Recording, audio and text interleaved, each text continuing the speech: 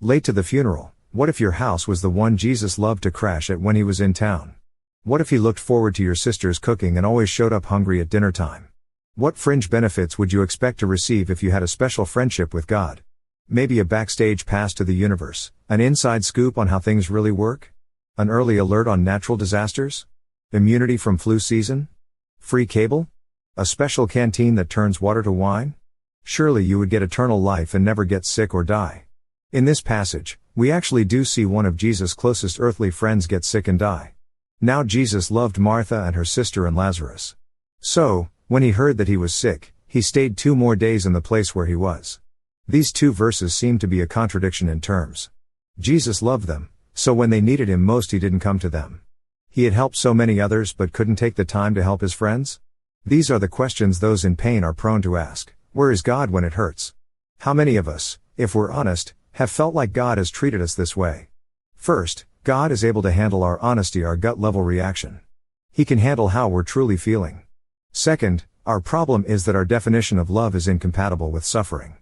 But consider the greatest act of love of all time, the cross. It was full of suffering. Jesus' decision not to heal Lazarus will make way for an even greater miracle, raising a man from the dead. Doing so will give Jesus the opportunity to illustrate what he wants to do for our souls. Give life and hope to all who will die. It looked like Jesus was late, but God is always on time. He had a plan all along. The disciples and the sisters couldn't see it or understand how God could possibly use such horrible things for his good, but he had a plan.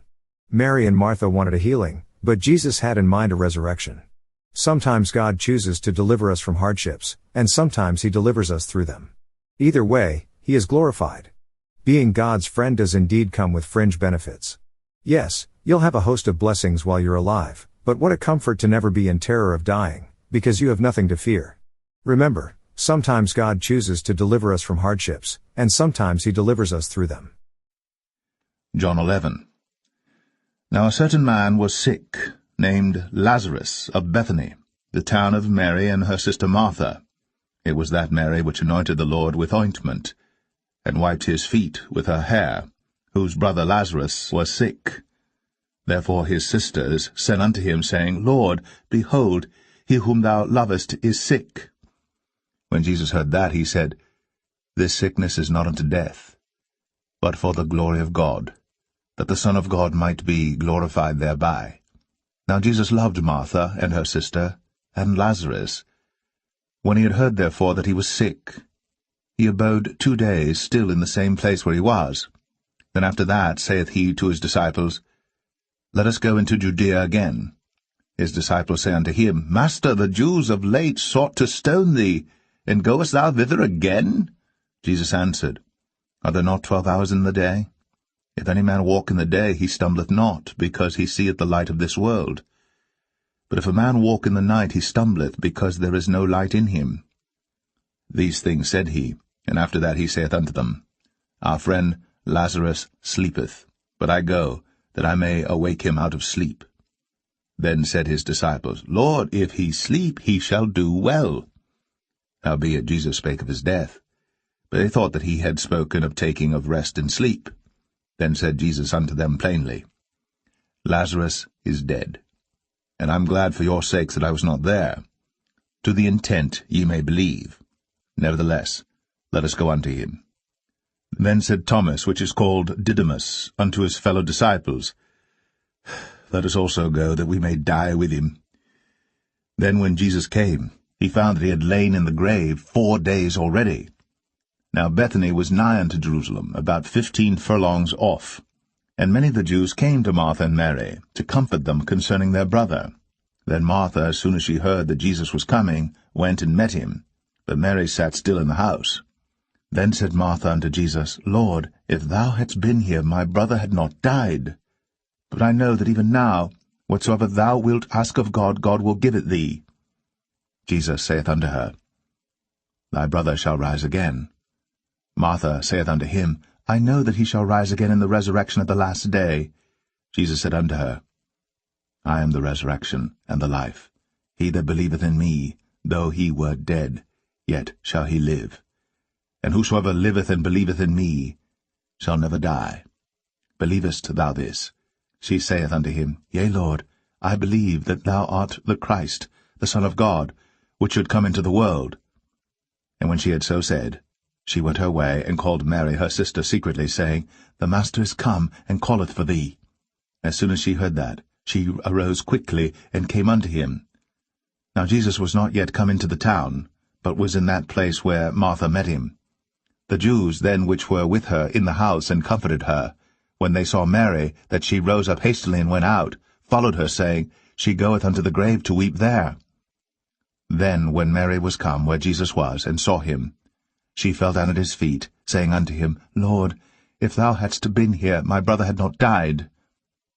When Jesus therefore saw her weeping, and the Jews also weeping which came with her, he groaned in the spirit, and was troubled, and said, Where have ye laid him? They said unto him, Lord, come and see. Jesus wept. Then said the Jews, Behold, how he loved him. And some of them said, Could not this man which opened the eyes of the blind have caused that even this man should not have died? Jesus therefore again groaning in himself cometh to the grave. It was a cave, and a stone lay upon it.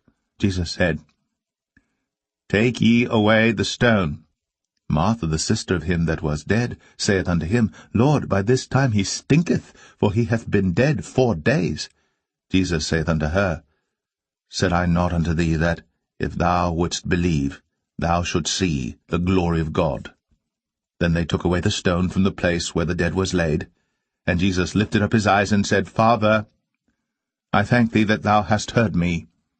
And I knew that thou hearest me always. But because of the people which stand by I said it, that they may believe that thou hast sent me. And when he thus had spoken, he cried with a loud voice, Lazarus, come forth!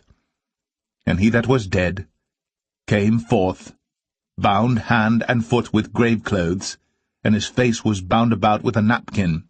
Jesus saith unto him, Loose him, and let him go. Then many of the Jews which came to Mary, and had seen the things which Jesus did, believed on him. But some of them went their ways to the Pharisees, and told them what things Jesus had done. Then gathered the chief priests and the Pharisees a council, and said, What do we? For this man doeth many miracles. If we let him thus alone, all men will believe on him, and the Romans shall come and take away both our place and nation. And one of them, named Caiaphas, being the high priest that same year, said unto them, Ye know nothing at all, nor consider that it is expedient for us that one man should die for the people, and that the whole nation perish not. And this spake he not of himself, but being high priest that year, he prophesied that Jesus should die for that nation, and not for that nation only, but that also he should gather together in one the children of God that were scattered abroad. Then from that day forth they took counsel together for to put him to death.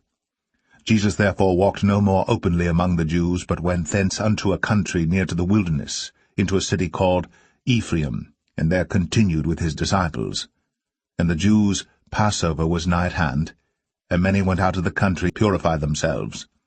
Then sought they for Jesus, and spake among themselves as they stood in the temple, What think ye, that he will not come to the feast?